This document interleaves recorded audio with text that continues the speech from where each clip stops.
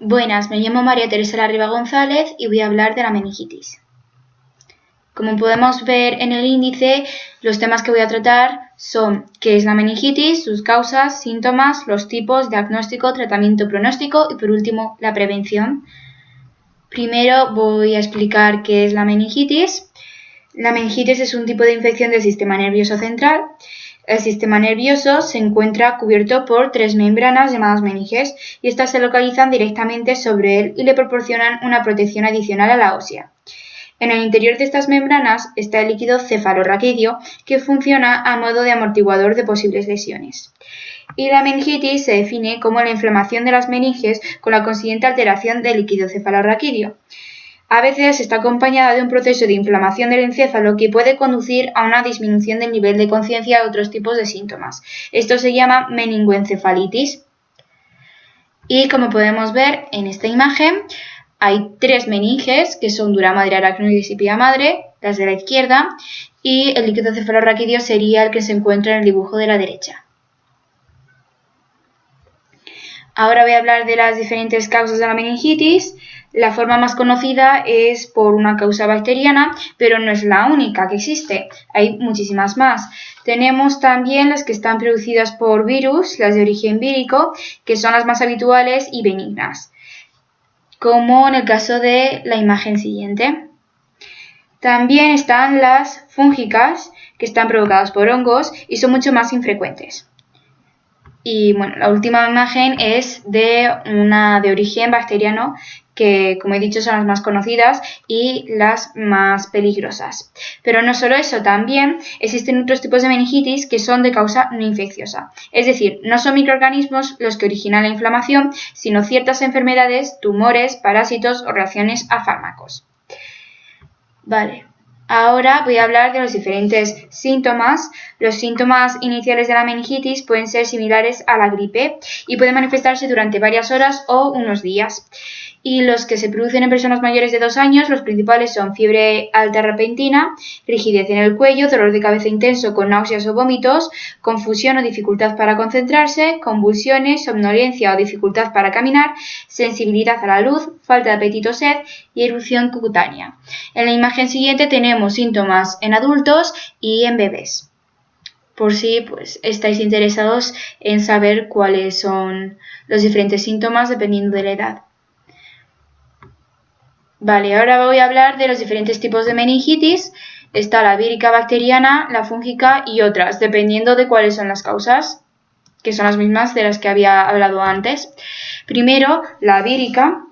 Esta suele implicar mucho menos peligro para la vida del paciente y se le conoce como meningitis aséptica porque los estudios encargados de demostrar la presencia de microorganismos en las muestras suelen dar negativo. La mayoría son enterovirus, pero también tenemos el virus del herpes simple. Y bueno, en general son procesos benignos que cursan sin complicaciones y el tratamiento se limita a aliviar los síntomas del paciente, que son los que he dicho antes.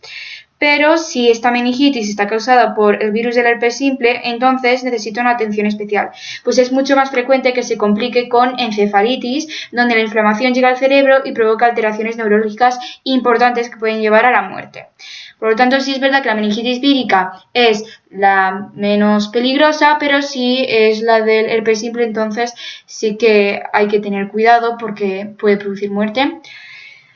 Ahora, meningitis bacteriana es la más conocida, como he dicho antes, produce muerte y depende de la edad y el estado de salud del paciente.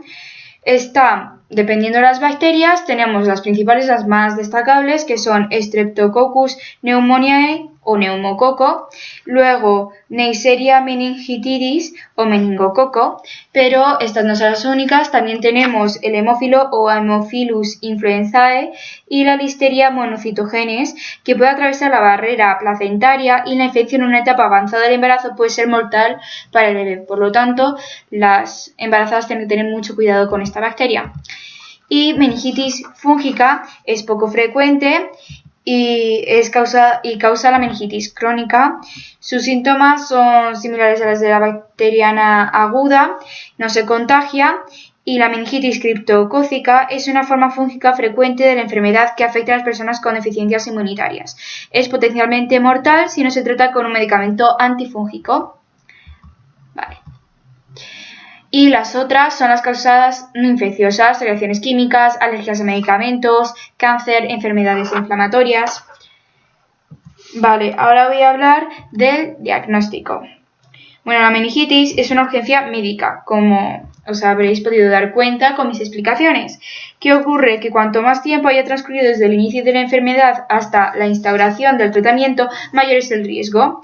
Y ante la sospecha de meningitis hay que administrar sin tardanza antibióticos necesarios.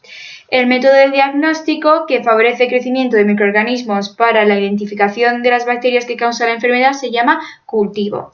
Pero el estudio más relevante es la punción lumbar, de la que hablaré luego.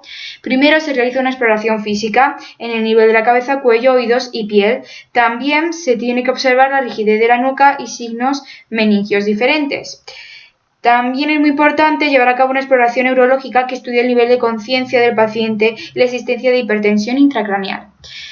No solo esto, también se realizan pruebas de imagen como radiografías de tórax, radiografías de senos paranasales y de vez en cuando también se realiza un TAC. Pero el diagnóstico definitivo requerirá probablemente un análisis de líquido cefalorraquídeo obtenido mediante la punción lumbar. Esta imagen es de una punción lumbar para que podáis observar cómo se realiza y bueno, cuando estamos en un estado normal, este es el aspecto de nuestro líquido cefalorraquídeo. Tiene un color transparente, clarito, pero si tenemos meningitis bacteriana, entonces este es su aspecto. Tiene un aspecto turbio y su análisis manifiesta un aumento importante de los leucocitos. Bueno, ahora voy a hablar de su tratamiento. Bueno, es una emergencia médica, como he dicho antes, y dado esto se debe a que las defensas del paciente son poco o nada eficaces para controlar la infección. La eliminación de los microorganismos dependerá exclusivamente del tratamiento antibiótico. Normalmente se utilizan cefalosporinas.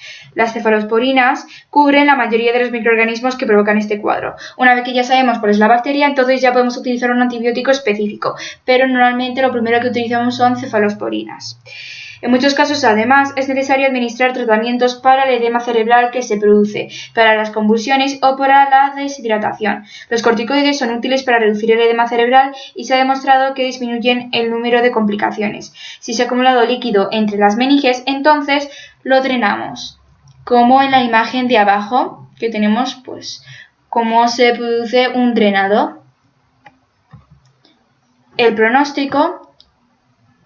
La mortalidad o la posibilidad de secuelas depende en gran medida del patógeno causante y la edad del paciente.